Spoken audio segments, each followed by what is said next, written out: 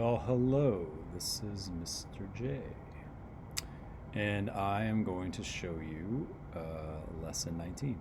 So I'll have a series of videos, short ones, one for each level, possibly combine a couple levels together here and there, and you can go through them and get an idea of what you need to do, and then you can go ahead and do it in code.org.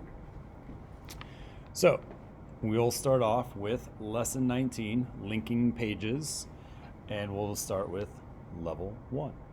So making a multi-page site. So we've been designing our own websites. You should have all built your first web page for that site. And so now we want to make it a website where we have multiple pages linked. And so this is giving you an introduction to how those links work and what new code we need for that. Okay, so a website should include more than one web page, and they should connect to each other. Here's an example of a project with multiple pages that are connected by hyperlinks, the blue underlined words that take you to another page when you click on them. The World Wide Web, or the internet, is nothing but millions and trillions of hyperlinks. You click on one, it takes you to another one, that takes you to another one, and they're all just this big web of hyperlinks. And so websites are just hyperlinks that are linked to themselves and then put out on the internet. Okay, so you're going to learn how to create that hyperlink that connects web pages to each other, which then creates the website. Okay, so we're going to start with using the inspector tool to see the code that creates the hyperlinks on the top of the index.html.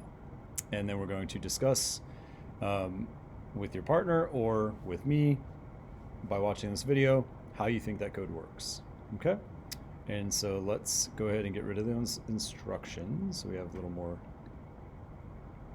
area to see. Okay, so I notice first in my file area I have 1, 2, 3, 4 different HTML files. I have 1, 2, 3, 4 different image files, and I have one style sheet file. And that style sheet is going to be linked to all of my HTML files. That way they all get the same, you keep the same style throughout the website. And so what I need to look at is here, I have, if I turn on my inspector and I hover over this line here, line 4,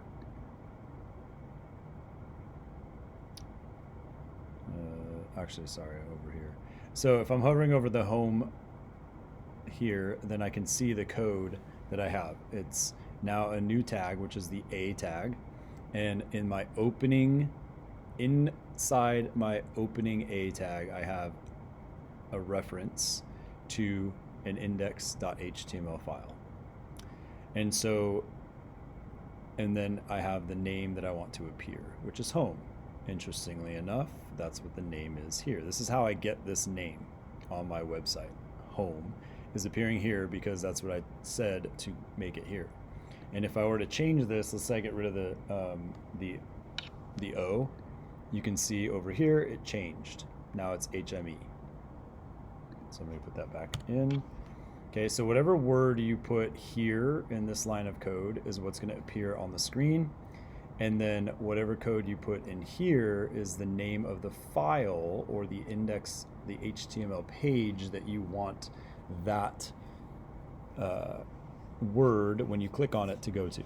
Okay, and so it shows up as a blue, in this case it's blue and it's underlined, which means, hey, I have a link here, click on me, I will take you to index.html, which is the page that I'm on.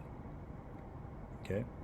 And then I have, if I go to fun facts, I can see that it's going to take me to the facts.html page, and fun facts are the words that appear on the screen with the link. Okay, and that, so the HTML file that's going to be linked to that word, fun facts, is all inside the opening A tag. Okay, so you have your A, you put the reference, and then you have your greater than symbol. And then in between the actual opening tag and closing tag is the word or words or phrase that you want to show on the page that is going to have that link that you can click on. Okay, and so this is the piece of code that we're going to be working with in this lesson, the A tag. So it gives us our link, and then it gives us the word that is going to appear on the website. Typically, you want to keep all of your links to your pages in one area of the website, and you want to copy and paste it onto every index.html file so that you always have your navigation for your website in the exact same place. That way you don't run to a page that doesn't have it, or you go to a page and it's in a different location, so now your user has to search for it. It might be a different color. You want to keep all of your links to all the pages in your website in one spot that's in the same spot on every single page, so that your user won't get lost using your website and they can easily find things and it makes sense. Typically, you have it at the very top, across the top, or down the left side. In this case, it's across the top. And it's across the top because we put it right at the beginning. If you look at this, all of this right here is the 4 links that will take us to all of the pages of the website. And if we go to the other site, or the other HTML files, so if I click on the facts.html, you can see that this too has all the same links. Okay. And then if I go to need, it has all of the same links. And so each of them also links to itself, so that if you were to click on which one is that? So need.html is why do we need them? So why do we need them? I can click on it and it's just going to bring me right back to this page. So I'm already on this page, so it's not going to disappear. It's just going to stay here on this one. If I click Fun Facts, then it takes me to the Fun Facts page. If I click on Fun Facts again, it doesn't do anything. The link is there, but it's already on that page, so it doesn't need to move it anywhere. If I click on Bite Remedies, and then at any time I can click on Home and it takes me back to the home page. Okay, and so again, the new code is this A tag. You have an opening A with the index.html file inside, or I shouldn't say index, the HTML file that you want to link to goes there, and then you have your greater than symbol, and then you have the word or phrase that you want to actually click on that appears on the website, and then you have your closing A tag. And that should be all that we need for this level. So I'm going to go ahead and click Finish, and we'll move on to level 2, which will be in the next video. See you then.